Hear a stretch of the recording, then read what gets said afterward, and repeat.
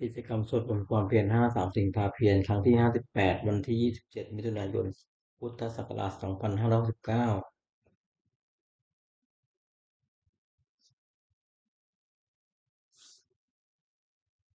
แบบนี้เป็นครั้งที่58ตรงกับวันที่27 มิถุนายนพุทธศักราช2569ข้าพเจ้านายสุวรรณเยนามกรครับเป็นวาจาสัตยายพุทธมนต์และสัตยายธรรมถวายเป็นพุทธบูชาธรรมบูชาสังฆบูชาและเป็นอาจาริยบูชาแด่องค์หลวงปู่ทวดและหลวงปู่ศิลา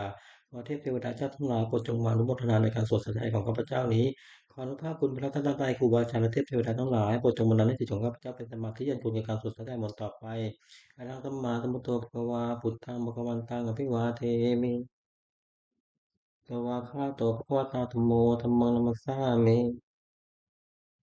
สุปฏิปันโนภะคะวะโตสาวกสังโฆสังฆังนามามิบทสวดชุมนุมเทวดาสมันตาจากกวาเลสุอัตตราคาชันตุเทวตาสัทธัมมังมุนิราชสาสุนันตุสาคโมกทังสักเคกาเมจรูเปคิริสิกรตเตจันตลิเควิมาเนทีเปราเทตคาเมตรุวนาคาเนเกวัตุมิเคเตอุมมาจยันตุเทวาชนถาวิสเมยกะคันทัปปนาคา ติทันตาสันติเกยังมุนิวานวัจนังสาธโวเมสุนันโตธรรมัสสวนกาโลอายัมปทันตาธรรมัสสวนกาโลอายัมปทันตาธรรมัสสวนกาโลอายัมปทันตาบทสวดนมักการสิทธิกถานะโมตัสสะภะคะวะโตอะระหะโตสัมมาสัมพุทธัสสะนะโมตัสสะภะคะวะโตอะระหะโตสัมมาสัมพุทธัสสะ นะโมตัสสะภะคะวะโตอะระหะโตสัมมาสัมพุทธัสสะบทสวดสัจจกริยคาถานาติเมสรนังอัญญังพุทโธเมสรนังวรังเอเตนะสาจวาเชนะโสติเมหุตุสัพพทานาติเมสรนังอัญญังธัมโมเมสรนังวรังเอเตนะสาจวาเชนะโสติเมหุตุสัพพทานาติเมสรนังอัญญังสังโฆเมสรนังวรังเอเตนะสาจวาเชนะโสติเมหุตุสัพพทา บทสวดมหาสมัยสูตรเอวังเมสุตังเอกังสัมมยังภควาสาเกสุวิหารติกปิลวาตุสมิงมหาวเนมหาตาภิกขุสังเกนะสัตถิปัญจมาเตหิภิกขุสเตหิสัพเพวะอรหันเตหิตถะหิเจโรกธาตุหิเทวตาเยปุยเยนะสันนิปติตาโหนติปะกวันตังทัศนายาภิกขุสังฆัญจตโกจตุนังตุตาวาสกายกานังเทวานังเอตตะโหเตียยังโคปะกวาภิกขุภะคะวาสาเกสุวิหารติกปิรวัตุสมิงมหาวเนมหาตาภิกขุอะภิกขุสังเคนะสัตถิปัญจมัตเตหิภิกขุสเตหิสัพเพวะอรหันเตหิตเตจโลกธาตุหิเทวตาเยปุยเยนะสันนิปติตาโหนติภะคะวันตาทัสนายาภิกขุสังฆันจะยันโยนามยัมปิเยนะภะคะวาเตรุปสังกะเมยามะอุปสังกะปิตวาภะคะวะโตสันติเกปะเจคาถาภาสิยามาเตตะโกตาเทวตาสยตาปีนามะภะระวะปุริโสสัมมิตังวาปะหัง ภาษาเลยยะตถาตังวาปาหังสามิเชยะเอวเมวะสุทาวาเสสุเทเวสุอันตริตาภะคะวะโตพุทธโตปาตุรังสุวตโคตาเทวตาภะคะวันตังอภิวันเตตวะเอกมันตังอาทังสุเอกมันตังติตาโคเอกาเทวตาภะคะวะโตสันติเกมังกาทังอภาติมาขมโยปะมันติเทวกายะตมะคตาคตามัยมังธรรมะสัมปยัญชกิตาเยวะอปราชิตสังกันเตตะโคปราเทวตาภะคะวะโตสันติเกมังกาทังอภาติ ตาลพิกโวสมาทังสุจิตตังอัตโนจุกมกังสุสารพิวเนตานิเกตวายินยานิรังติปันนิตาติอันโกวปราเทวตาภควโตสันติเกบังกาตังอภาติเจตวากีรังเจตวาปริขังยินกิรังโอหันจมเมชาเตจรันติสุทธาวิวนาจักขุปตังสันตาสุสูนาคาติตะโกวปราเทวตาภควโตสันติเกบังกาทังอาภาติเยเกจิพุทธังสนังกตาเตนะเตกมิตันเปียปายภูมิปายมังสังเถยังเทวกาย ปริปูเรตันติเดียตะโกปะกวาปิกุอามันเตติเยปุยเยนะปิกเวทัสสุโลกธาตุสุเทวตาสันนิปติตาโอนติตังทังทัศนายาปิกุสังกันเตเยปิเตปิกเวสุมันติสมัตตานังอันโตสัมมาสัมพุทธาเตสัมปิภวันตานังเอตาปรมาเยวเทวตาสันนิปติตาเอสุสยถาปิมยังเอตติเยปิเตปิกเวภวิสันตินาคธรรมตานังอันโตสัมมาสัมพุทธาเตสัมปิภวันตานังเอตาปรมาเยวเทวตาสันนิปติตา อวิสันติสยถาปิมหังอิตริยาติกิตสามิภิกขเวเทวกายานังนามานิกิติยสามิภิกขเวเทวกายานังนามานิเทติสามิภิกขเวเทวกายานังนามานิตังสุนันตังสัพพังมณิจักโรธาภาติสามิเทวามันเตติโกเตปิกุภะคะวะโตปัจจโสทุมขวายตตุระตติโรกมุตตัสสามิยตาภุมาลัติตายติตากิริกัปปะลังปิยตาสมัยตาปุถุสิหาสัลลีนาโลมังคาติตัมปุโนโอทาธรรมตา สุทธาวิปัสสนามาวิราปิโยปัญจตเตตวามณีกาปิโรตเตโตอามาตยิสัทธาสัพเกตัปเนระเตเทวกายาภิกันตาเตวิชานันตภิกขโวเตจาตปะมะกรุสุตวาคิปัสสะตะนังเตสัมปะตุยานังอมุสัตตะนังอเปเกตตะมัตตะกุงตะตังอาสาสสริตตังเอระหะตานังปัสสานะมัตตุอเปเกนันมัตตะกุงทิตังปุตตะกุงตัญจสัพพังปิญญายวะมะกิเลสะกุมตะโตอามาตยิสัทธาสัพเกตัปเนระเตมะเทวกายาภิกันตาเตวิชานันตภิกขโว เยวังกิตยิสามิคิลาหิอนุปโสสัตตาสัตตาวะยะคาภุมมากปิวัตไวติมันโตจุตมันโตวันวันโตยะตัจจุมนุมานาภิกขามุภิกขุนังตัมปิติงนังอาจาตตายมัตตายาคานานาตวันโนอิติมันโตจุติมันโตวันวันโตยะตัจจุมนุมานาภิกขามุภิกขุนังตัมปิติงนังตาตาหิราติตตายาคานานาตวันโนอิติมันโตจุติมันโตวันวันโตยะตัจจุมนุมานาภิกขามุภิกขุนังตัมปิติงนังอิเจเตโสนาสัตตายาคานานาตวันโนอิติมันโตจุติมันโตวันวันโตยะตัจจุมนุมานาภิกขามุภิกขุนังตัมปิติงนังเวสามิตาปัสสตายาคานานาตวันโนอิติมันโตจุติมันโตวันวันโตยะตัจจุมนุมานา Tapi kamu bikunang kami bilang kumilo nanti kiko to wemu tani beda nang kiko nang sata sata nya kana jiru pada ti kumilo nanti kiko so pakat kami tinggal nang puri masih sedang ngaca tata to pasal ketikon karena panang ini pati mana saja tadi to tapi tak sapa wo itu nama ma para ti mantu cuti mantu wan wan to jata ti mana mana tapi kamu bikunang kami tinggal nang saya tapi dan jadi tang ngaca wo tempat pati kumana nang ti mana saja tadi to tapi tak sapa wo itu nama ma para itu mantu cuti mantu wan wan to jata ti mana mana tapi kamu bikunang kami tinggal menang ปัจฉิมัญญติสังราชารูปโคปสัสตินาคานังอธิปติมหาราชาญาติโสพุทธปิตสาปะโวญนะมามหาปรายติอิติมันโตชุติมันโตวันมันโตยะติโนมนุมานาภิกขามุภิกขุนังสมิตินังอุตรันจติสังราชากุโลตัปปัสสติยะคานังอธิปติมหาราชาญาติโสพุทธปิตสาปะโวญนะมามหาปรายติมันโตชุติมันโตวันมันโตยะติโนมนุมานาภิกขามุภิกขุนังสมิตินังปุริมติตังตตาระโตตะกิเนนะวิรุณโกมปัจฉิเมโนวิรูปัคโคกุโรอุตรังติตังจัตตาโรเตมหาราชาตมันตาตตโรติสัตตะนะมานาอัตังสวเนกาปิโรเต Te tang maya uno tata aku wajah di kata tama ya aku tentu we tentu we puja we puto ajan tano kama te tot kinu mantu ni mantu cepat atau o kama jadi te foto to tama tadi te tata yang te karena pura udah caca to keso aku pancatiko te wa timru wa te tai te tanya cerita sano kan apa sama tu kono mana tapi kamu pikun ang tapi nang aku tapa na tata na kare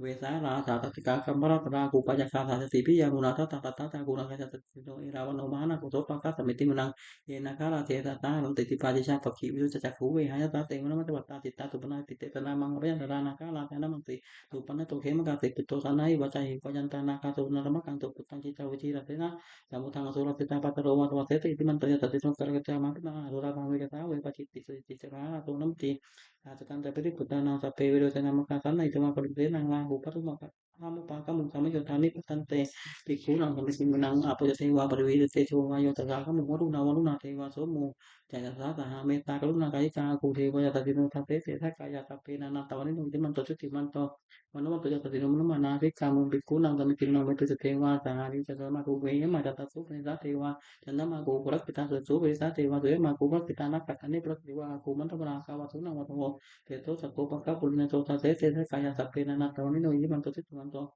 mano manto jata dino mano mana api kamu piku na tapi kena ngata aku sapu te wa kena kisi kali wa ali taka cero caca uma kupani pasi no wadu na sa thamma teta ne ka su le tu ra aku wa kamane dino ta tete kaya sape na natawani no ini manto situ manto mano manto jata dino mana tapi kamu piku na tapi kena Samana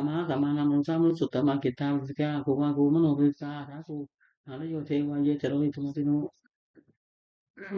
palaka aku tewa ya tadi nota tete kaya tapi na natawan mo di man to juti man to mano mo tadi no mana tapi kamu bikuna lalu tinggal suka ke rumah lu na aku we kata tata orang pakai apa muka aku tewa wi cakap nang tetama tahar kami kaya tadi no sang yang ngaka baju no jadi sa lu tete tete kaya tapi na natawan no ini man to juti man to mano to tadi no mana tapi kamu bikuna lalu tinggal kemi ya ya maka kaya tadi no sambil dekat ramah teta cuti nama cakap di mana aku ada aku boleh minta KTP ini kaya tapi nana tahu ini lagi mantu itu mantu mana mantu ya tapi kamu mana tapi kamu pun nang kami kini nang KTP itu kaya tapi nana tahu ini nama nggak ya nak akan cuma dia tanya kita tak apa kita tadi makir orang oke pilih nama tahu tak kayak muka senang nakal dan tahu apa kita titang coba mah pernah tuh jatuh tadi mah tuh saat nang kemarin itu jatuh pakai kami tinggal nang rasa tahu malu karena mama mah bete tadi kapan nanti itu mantu itu makanya udah dari itu tak saya itu aku pasti kamu tinggal kelihatan saya mah tuh akar itu kalau Rivolto te tatapepe che tetende rivetarama che paratena rikali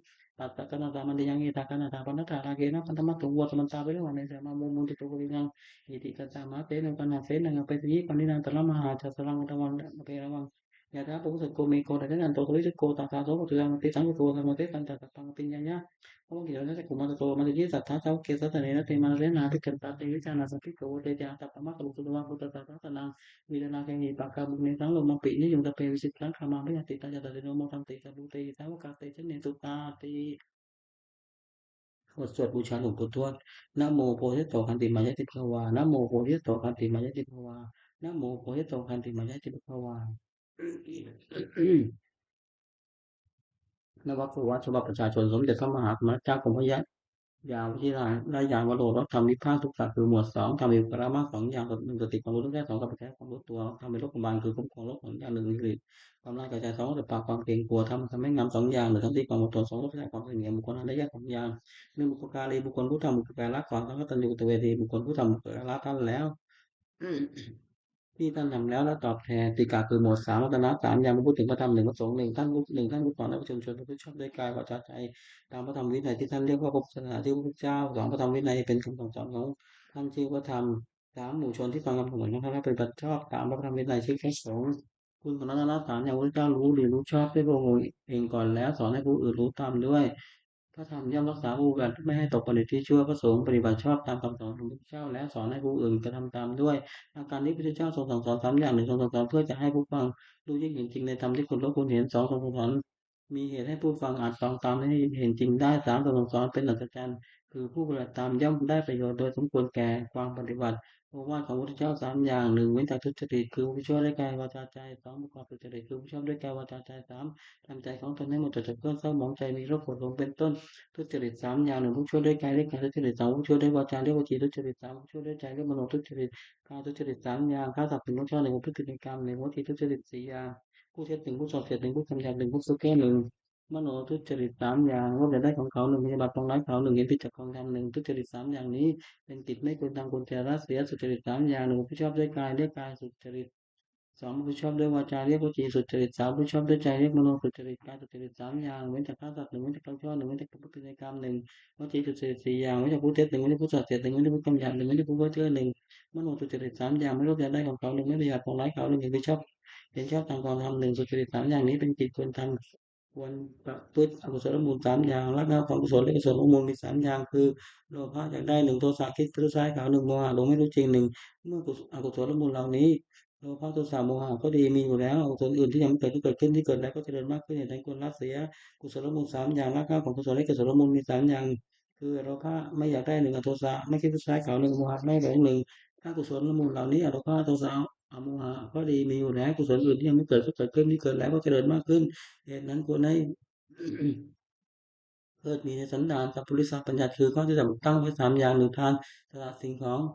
งตนเพื่อประโยชน์แก่ผู้อื่นสองปัญญาถือบวชเป็นอุบายเว้นจากการเบียดเบียนกันและการสามมาตราติสุปทานปฏิบัติมารดาบิดาของตนให้เป็นสุขอภนักปฏิปทาคือปฏิบัติไม่ผิดสามอย่างหนึ่งเรื่องหัวสำรวจอินทรีย์ของตาจมูกลิ้นกายใจไม่ยินดีและในเวลารู้ฟังเสียงต้องกินลิ้มรสถูกต้องมัตตปารู้ธรรมอารมณ์ด้วยใจสองก็จะในมัตตัญญุตารู้จักประมาณในการกินอาหารแต่พอสมควรไม่มากเล็กน้อยสามชาคิยานุโยคประกอบความเพียรเพื่อชำระใจให้หมดจดไม่เห็นแก่นอนมากนักบุญกิริยาวัตถุสามอย่าง สิ่งที่เป็นที่ตั้งแห่งการบำเพ็ญบุญเรียกบุญกิริยาบุญกิริยาวัตถุในย่อมีสามอย่างหนึ่งทำไมบุญสำเร็จด้วยการปฏิจจทานสองคือทำไมบุญสำเร็จด้วยการรักษาศีลสามทำไมบุญสำเร็จด้วยการเจริญภาวนาสามรักษาสามอย่างลักษณะที่เหมือนกันแก่สังขารทั้งปวงเรียกว่าสามัญลักษณะเดินลักก็เรียกแต่เป็นสามอย่างหนึ่งนิสตาความเป็นของไม่เที่ยงสองทุกตาความเป็นทุกข์สามและสตาความเป็นของไม่ใช่ของตนจตุการคือหมวดสี่วุฒิคือทำเป็นเครื่องเจริญสี่อย่างหนึ่งสัพพุริสังเสว่าก็ต้นผู้ชอบด้วยกายวาจาใจเรียกว่าสัตตบุรุษสองสัทธรรมสวนาฟังคำสั่งสอนของท่านด้วยเคารพสามโยน นิสมนติการติตามให้รู้จริงรู้จักสิ่งดีหรือชั่วโดยบริชอบสะอาดสี่ธรรมานุธรรมะปฏิพระพุทธธรรมสมควรแก่ธรรมซึ่งได้ตองเห็นแล้วจากสี่หนึ่งปรุเสสาวาสาอยู่ในพระที่ธรรมสมควรสองสัพปุริสุปัสสยะสัตบุรุษสามตัสสมาธรรมนิที่ตั้งตนไว้ชอบสี่บุพเพกตบุญญาตาความเป็นผู้ได้ทำความดีในปางก่อนทำสี่อย่างนี้ดุจต้องลดทำลายสู่ความเจริญนักติสี่หนึ่งลำเลียงเพราะรักให้กันเล็กจันทกติสองลำเลียงเพราะไม่ชอบกันเล็กโทสังกติสามลำเลียงเพราะเขาเรียกมหากติสี่ลำเลียงเพราะโกเรียกพยากติ ปกติสี่ประการนี้ไม่ควรมาพูดอันตรายความไม่สูญสำเร็จผู้บวชมาสี่อย่างหนึ่งของตนต่อคำของตนไม่ได้คือเบื่อทำตามเบื่อสองที่เกียจทำตามสองเห็นเป็นคนอย่างเงี้ยปากท้องอดทนความอดอยากไม่ได้สามพูดปนในกรรมคุณนี่อยากได้สุดยิ่งขึ้นไปสี่รักผู้หญิงที่สุดสำเร็จผู้หวังความเจริญแก่ตนก็ระวังไม่ให้อันตรายสี่อย่างไหนมีได้ประธานคือความเป็นสี่อย่างหนึ่งคำว่าประธานคือระวังไม่ให้บาปเกิดขึ้นในสันดาน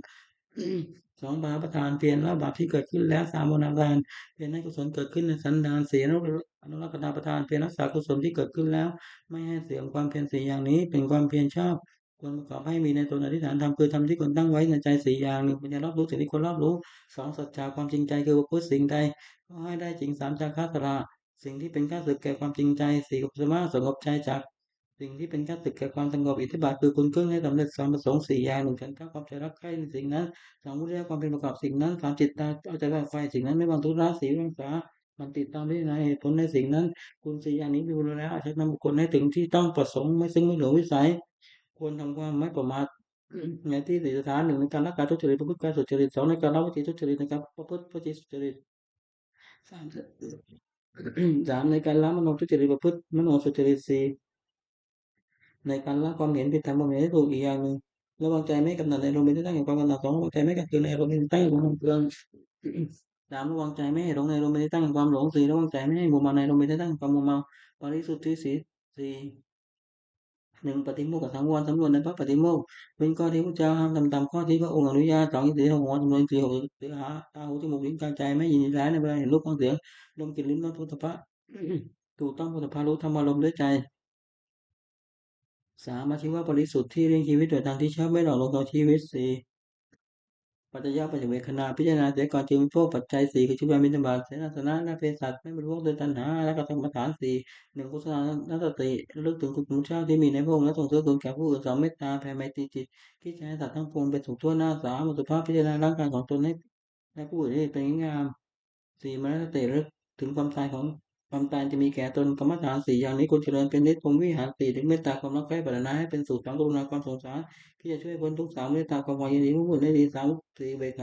าความวางเฉยไม่ดีใจไม่เสียใจเมื่อพ้นความวิบัติสี่อย่างนี้เป็นเครื่องอยู่ของท่านผู้ใหญ่สติปัฏฐานสี่หนึ่งปัญญานุปัฏฐานาสองเวทนานุปัฏฐานาสามจิตตานุปัฏฐานาสี่ธรรมานุปัฏฐานาสติกำหนดพิจารณากายเป็นอารมณ์ว่ากายนี้สักว่ากายไม่ใช่สัตว์บุคคลตัวตนเราของเรียกกายานุปัฏฐานาสติกำหนดพิจารณาเวทนาคือสุขทุกข์ไม่ทุกข์ไม่สุข เป็นอารมณ์ว่าเวทนานี้ก็สักว่าเวทนาไม่ใช่สัตว์บุคคลตัวตนเราเขาเรียกเวทนานุปัสสนาสติกำหนดพิจารณาใจที่เศร้าหมองหรือผ่องแผ้วเป็นอารมณ์ว่าใจนี้สักว่าใจไม่ใช่สัตว์บุคคลตัวตนเราเขาเรียกจิตานุปัสสนาสติกำหนดพิจารณาธรรมที่เกิดเป็นกุศลหรืออกุศลที่บังเกิดกับใจเป็นอารมณ์ว่าธรรมนี้ก็สักว่าธรรมไม่ใช่สัตว์บุคคลตัวตนเราเขาเรียกธรรมานุปัสสนาธาตุกรรมฐานสี่ธาตุสี่คือธาตุดินหนึ่งธาตุดินเรียกปฐวีธาตุน้ำเรียกอาโปธาตุธาตุไฟเรียกวายโยธาตุลมเรียกวายโยธาตุไฟเรียกเตโชธาตุลมเรียกวายโยธาตุอะไรไม่ได้เข้มแข็งธาตุนั้นเป็นธาตุปฐวีธาตุ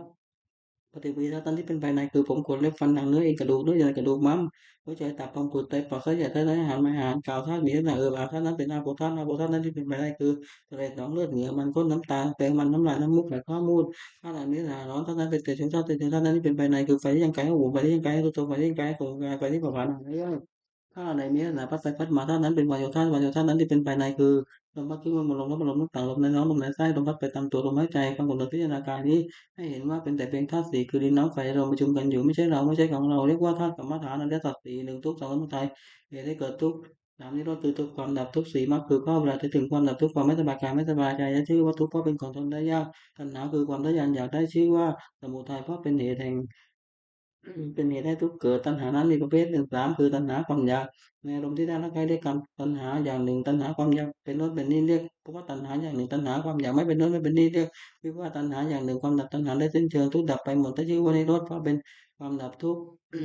ปัญญาเห็นชอบว่าสิ่งนี้ทุกข์สิ่งนี้เหตุให้ทุกข์เกิดสิ่งนี้ทางให้ถึงความดับทุกข์ได้ชื่อว่ามรรคเพราะเป็นข้อปฏิบัติให้ถึงความดับทุกข์มรรคนั้นมีองค์แปดประการคือปัญญาอันเห็นชอบหนึ่งตมีชอบหนึ่งเจริญชอบหนึ่งทำการงานชอบหนึ่งนี้ชีวิตชอบหนึ่งทำความเป็นชอบหนึ่งตั้งตัวชอบหนึ่ง ตั้งใจชอบหนึ่งบรรยากาศคือหมวดห้าอนันตริกรรมห้าหนึ่งมัจจุราชฆ่ามารดาสองปิตุฆาตฆ่าบิดาสามอนันตริกาฆ่าบรหารโลสี่โลหิตตุบาทำร้ายพระพุทธเจ้าจนถึงยังพระโลหิตให้เขาขึ้นไปห้าสังฆเพศยังส่งให้แต่จากการกรรมห้าอย่างนี้เป็นบาปหนักสุดห้ามสวรรค์ห้ามวิพากตั้งอยู่ในฐานประราชิกของผู้ผือพระพุทธศาสนาห้ามไม่ให้ทำเด็ดขาดอภินันปัจเจเวกาห้าหนึ่งก็ไม่ได้ทุกวันว่าเรามีความแก่เป็นธรรมดาไม่ร่วงพ้นความแก่ไปได้สองก็ไม่ได้ทุกวันว่าเรามีความเจ็บเป็นธรรมดาไม่ร่วงพ้นความเจ็บไปได้สามก็ไม่ได้ทุกวันว่าเรามีความตายเป็นธรรมดาไม่ร่วงพ้นความตายได้ สี่ความวิจารณ์ทุกวันว่าเราจะต้องวัดฟ้าแต่ของเราของชอบใจทั้งสิ้นห้าความวิจารณ์ทุกวันว่าเรามีกรรมเป็นของตัวเราเป็นได้ชื่อว่าเวสาราชการธรรมคือทำตรงกันอาหารห้าอย่างหนึ่งสตาร์เชื่อในสิ่งที่ควรเชื่อสองศีลรักษากายวาจาใจเรียบร้อยสามโอตจากความเป็นผู้ศึกษามากสี่วิทยาธรรมพระปรลบความเพียรห้าปัญญารอบรู้สิ่งคนรอบรู้องค์แห่งวิสุทธิใหม่ห้าอย่างหนึ่งสมบูรณ์ในพระปฏิโมกข์เว้นข้อที่พระเจ้าห้ามทำตามข้อที่ทรงอนุญาตสองสมบูรณ์ในสี่หกสมบูรณ์ในสี่คือตา ระหว่างตาหูจมูกลิ้นกายใจไม่ยินดีแล้วก็กำได้ในเวลารูปฟังเสียงเพื่อเห็นรูปด้วยในตาเป็นต้นสามความเป็นคนไม่เอกเกเรห้าสี่อยู่ในสถานะขนาดห้ามีความเห็นชอบภิกษุใหม่ควรตั้งอยู่ในธรรมห้าอย่างนี้องค์ธรรมถึกคือนักเทศห้าอย่างแสดงธรรมไปโดยไม่